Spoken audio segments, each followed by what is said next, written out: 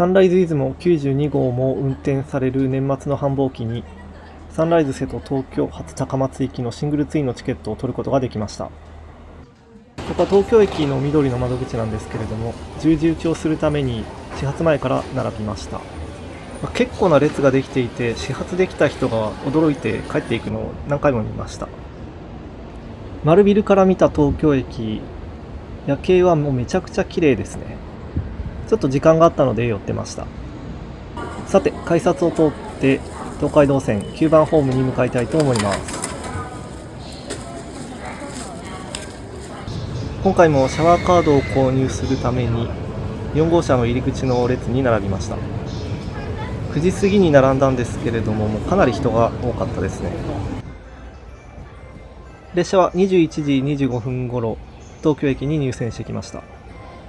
今回泊まる部屋はここです。6号車のシングルツイン、ドアの横になります。1編成に8室しかない部屋なので、本当取れてよかったです。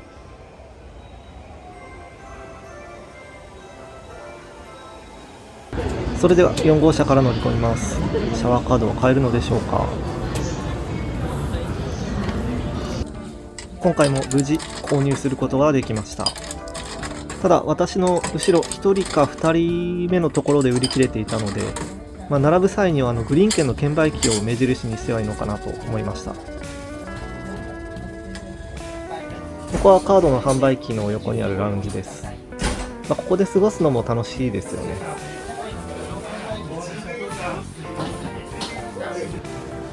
そしてこちらが今回泊まるシングルツインの部屋です。やはり上段と下段それぞれに窓があるのがいい感じですね。入って右側には荷物棚兼階段があります。コンセントは一番下の段の奥にあります。鍵のかけ方、開け方は他の個室と同じです。毎回4桁の番号を決めるんですが、これ忘れたらどうしようってちょっと思っちゃいますね。以前乗車をした時、鍵が開かなくて車掌さんに助けてもらった記憶があります。こちらは先頭車両です。東京駅の工事は一体いつ終わるんでしょうか。こちらは外から見たシングルツインです。出入り口や洗面台、トイレに近いのはいいんですが、台車にも近いので揺れが心配でした。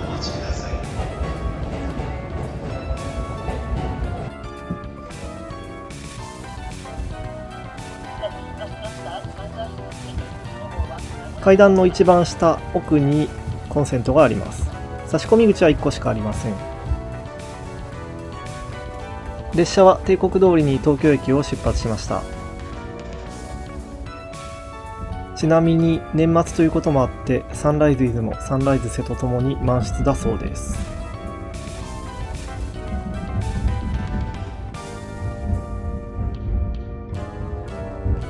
今お見送りと写真を撮る人なのか、なんかものすごい人がいましたね。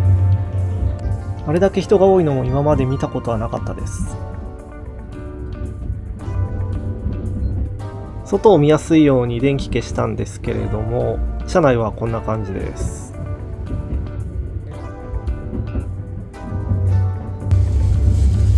東京発のサンライズ、東京から品川まで都心の夜景を部屋の電気を消してみるのがなかなかいい感じですよね。毎回乗った時はぼーっと見てます。上段のベッドの横には荷物入れもあります。列車は有楽町駅の横を通っていきます。銀座も近いので有楽町駅周辺は華やかなイメージですね。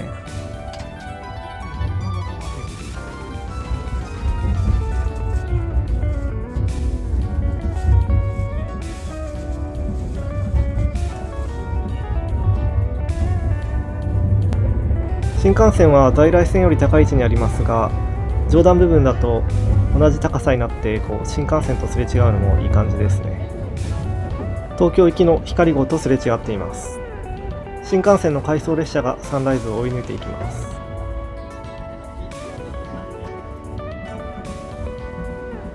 部屋の明かりも消して、普段乗っている普通の列車からは見ることができない光景ですね。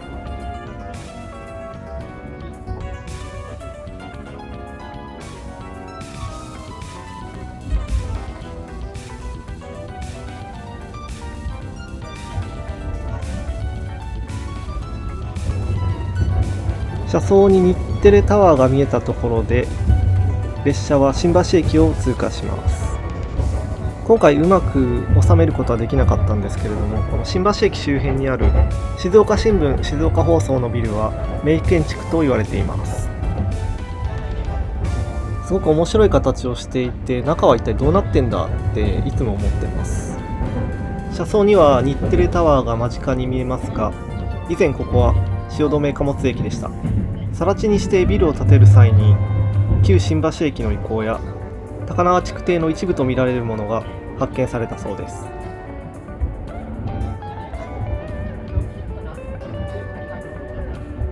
そしてやはり寝台特急から見る都心の景色はいいものがありますね。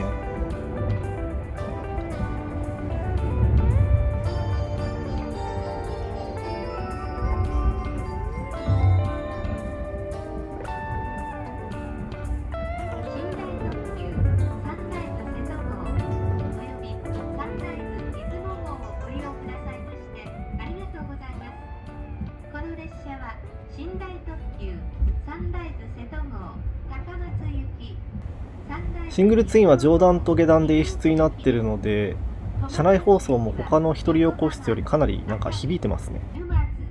富士、静岡、浜松、姫路、岡山です。岡山で切り離しを行います。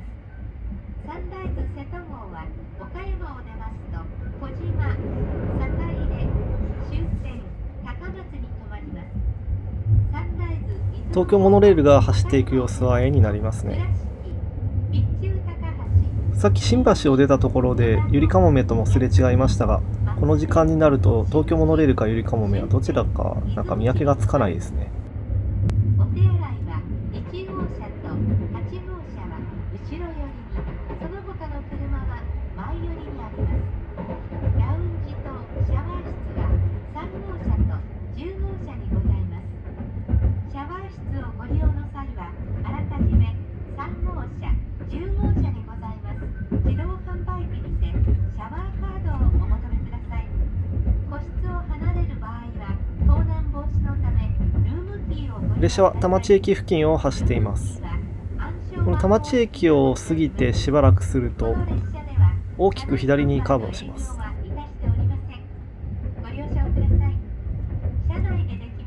今6号車に乗車をしていますが、これが14号車ぐらいに乗車をすれば、カーブに差し掛かったところで先頭から綺麗に曲がっている列車を見ることができます。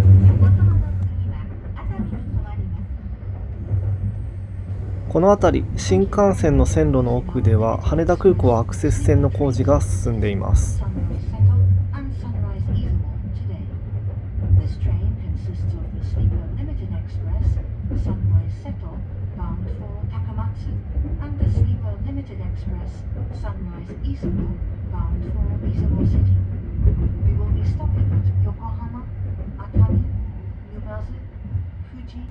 今新幹線が走っているのが見えますが、これは大井車両基地から改装されてきた車両です。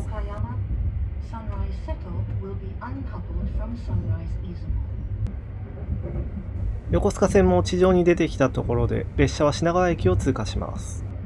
昔ブルートレイン時代から品川駅は通過駅となっていましたね。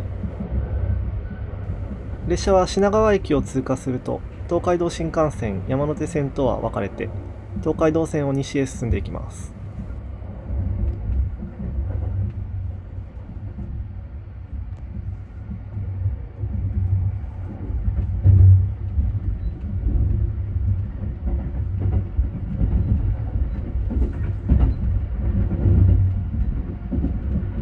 この2段ベッドの落下防止のために付けられたのも今ではほとんど見なくなりましたね。列車は多摩川を渡って東京都から神奈川県に入ります。この夜景は結構綺麗ですね。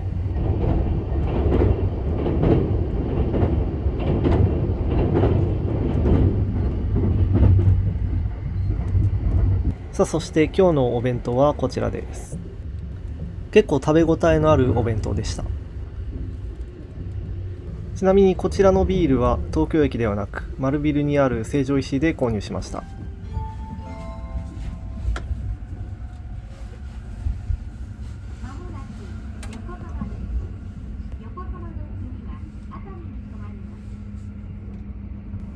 列車は東京を出て最初の停車駅、横浜駅に到着をします。横浜駅到着前の街の雰囲気もなかなかいいですね。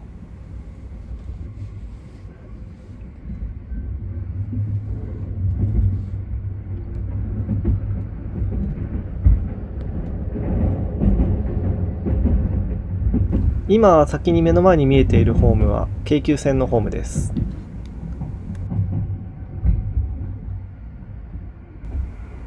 普段から人が多い横浜駅、やっぱりホームにはたくさん人がいますね。全員がサンライズに乗るということはなさそうです。おそらく普通列車を待ってるのでしょう。横浜駅を出発してすぐ左手にはランドマークタワーも見えます。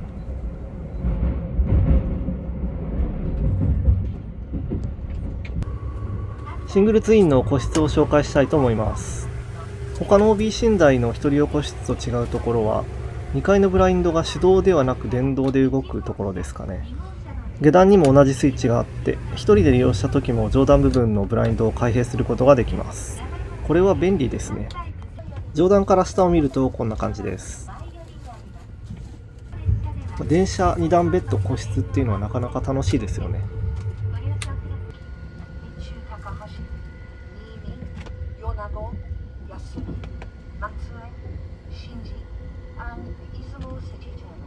下段は上段があるので天井が低く、秘密基地みたいな感じがします。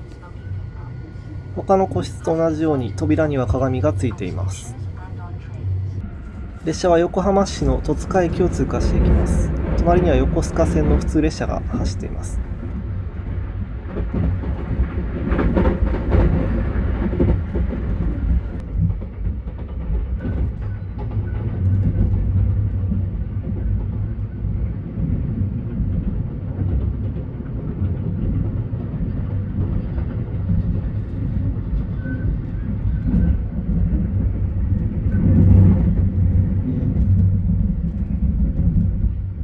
戸塚駅で追い越した横須賀線と再び並走して、列車は大船駅を通過していきます。大船駅は横須賀線と東海道線の分岐駅、そして湘南モノレールに乗り換えることもできます。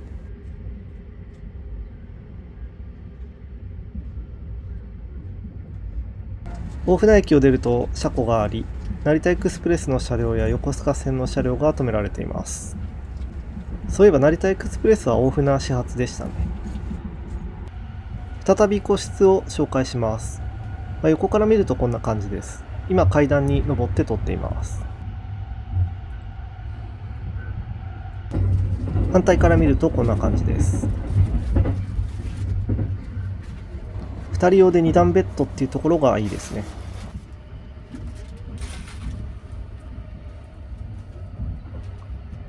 コンセントは階段の一番下、奥まったところにあります。今回利用したシングルツインは客室の廊下に入ってすぐ右手にあります。階段の近くに入り口があるので、やはりちょっと人とすれ違うっていうことは多いと思います。台車は近いですが揺れは気になりませんでした。トイレ、洗面台、入り口が近いので便利っちゃ便利です。入り口は狭くなりますが、スーツケースを置くこともできました。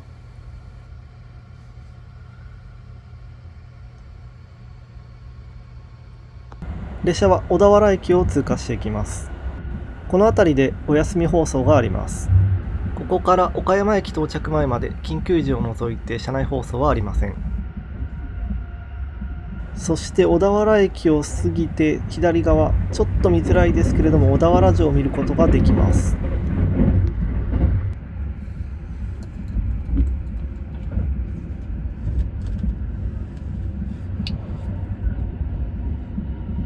この辺り海も綺麗で昼間だと景色のいい区間ですが、夜だとちょっと分かりづらいですね。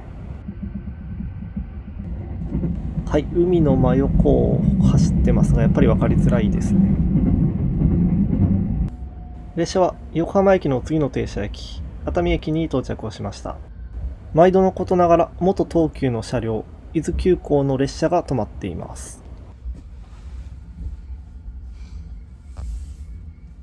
目の前の車両は塗装がされてないんで、このまま東急で走ってた感じがしますよね。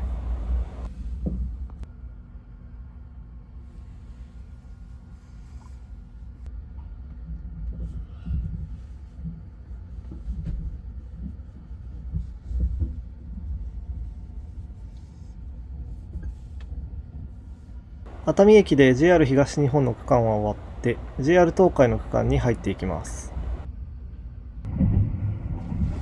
やはり列車から見る熱海の夜景も綺麗ですね。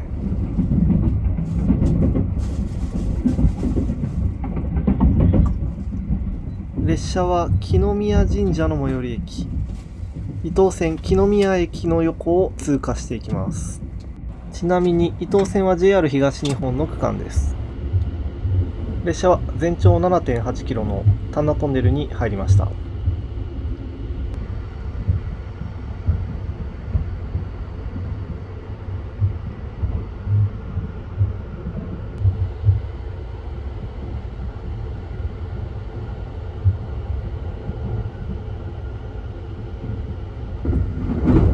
各部屋にはスリッパがついていますが、シングルツインにはスリッパが2セット用意されています。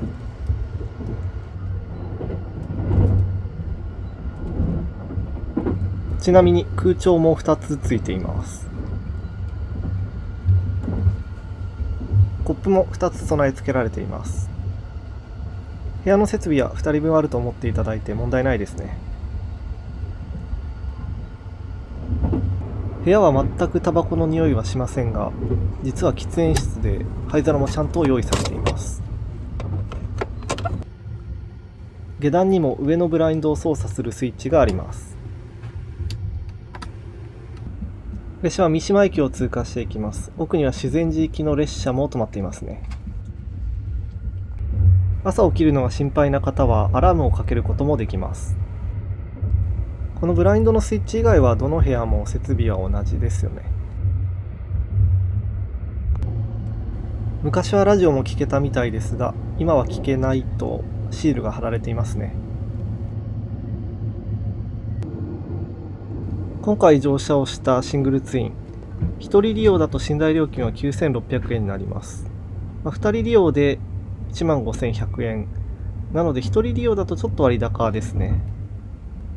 この寝台券にプラスして別途で乗車券と特急券がかかります。列車は作りがレトロでいい雰囲気を出している沼津駅に到着をしました。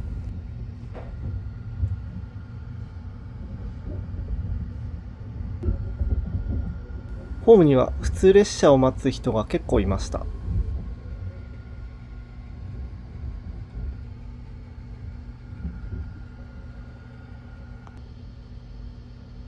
そして沼津駅の電光掲示板、寝台特急のマークが懐かしくていい感じですね。本当に今ではあまり見かけなくなりました。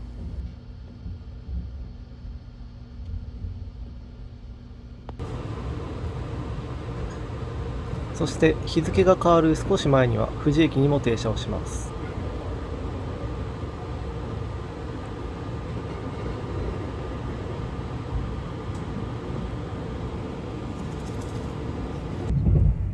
列車は由比駅を過ぎたところを走っています。昼間だと海が見えたり、晴れていると富士山が見えたりして、結構いい車窓が見える場所です。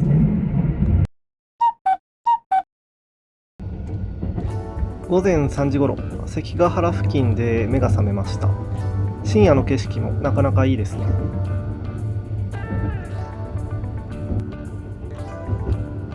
そして午前4時ごろには京都駅を通過していきます。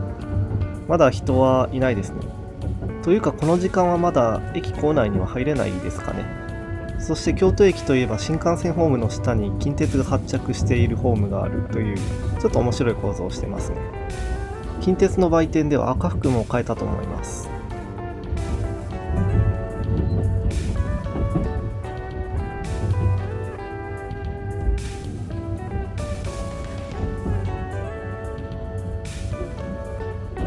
そして4時半頃には運転手交代のためか大阪駅に停車をします。お客さんの乗り降りはしないですね。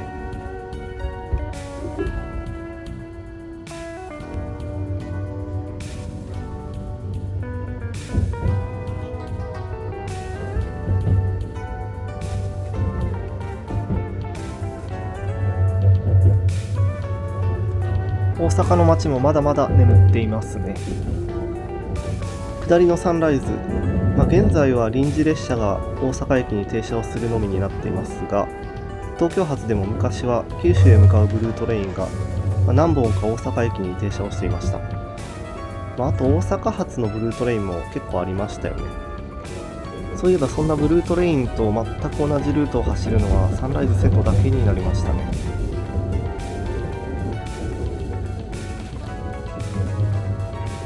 もう一眠りして岡山駅到着前にシャワーを浴びに行きました。シャワーのお湯は1人6分間使えます。岡山です。お降りの際は車内にお忘れ物のないようお手回しにご注意ください。列車は帝国通り岡山駅を出て瀬戸大橋線を走っています。岡山でサンライズ出雲と切り離しますが、サンライズ瀬戸が先に出発するため、岡山駅のホームに出てしまうと乗り遅れるリスクがありますよね。瀬戸大橋を渡る前に下段ベッドの真ん中のクッションを外して、対面で座れるようにしてみたいと思います。結構簡単に取り外すことができました。ベッドを座席に変えて真ん中からテーブルが出てくるっていうのがシングルツインの特徴ですね。列車は瀬戸大橋を渡っています。瀬戸大橋は1988年に開通をして、全長は 13km ほどです。瀬戸大橋は日本一長い橋で、鉄道と道路が併用する橋としては世界最長級でギネスにも登録されています。あとは四国新幹線の構想があったので、この瀬戸大橋、新幹線を通るスペースも設けられています。四国新幹線が実現するかどうかは何とも言えないところですよね。やっぱりサンライズから瀬戸大橋の景色を見るのは最高ですね。このテーブル結構しまうのが難しかったですね。隣にしまい方が解説されたシールはあったんですけれども、なかなか畳むことができなかったです。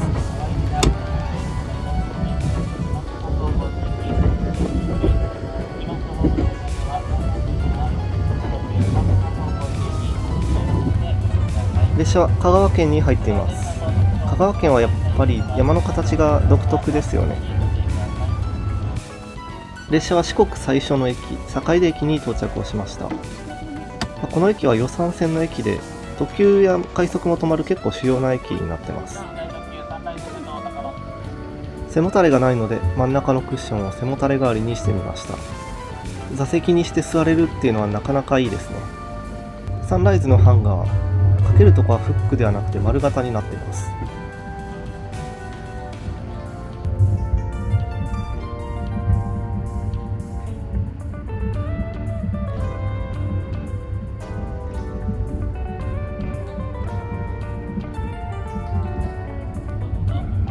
瀬戸大橋を渡って30分もしないうちに列車は終点の高松駅に到着をします。ほんと四国に入るとあっという間に終点でしたね。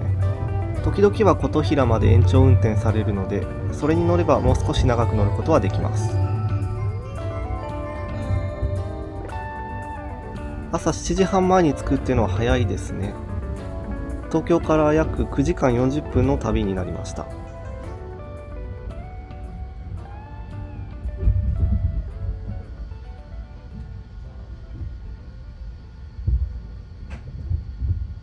今回乗車をしたのが6号車のシングルツイン。揺れはそんなに気にならなくて、扉も近くてトイレも洗面台も近いので便利でした。あと喫煙ができる部屋でしたが、匂いは全くしませんでした。いつかはサンライズツインにも乗ってみたいですが、チケットが取れるかどうか何とも言えないとこですね。高松駅もだんだん賑わってきました。なんかいろんな列車がいて面白いですね。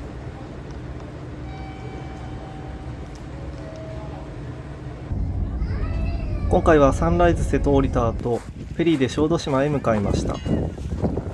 名前の割には全然小さくなかったです。今回もご覧いただきありがとうございました。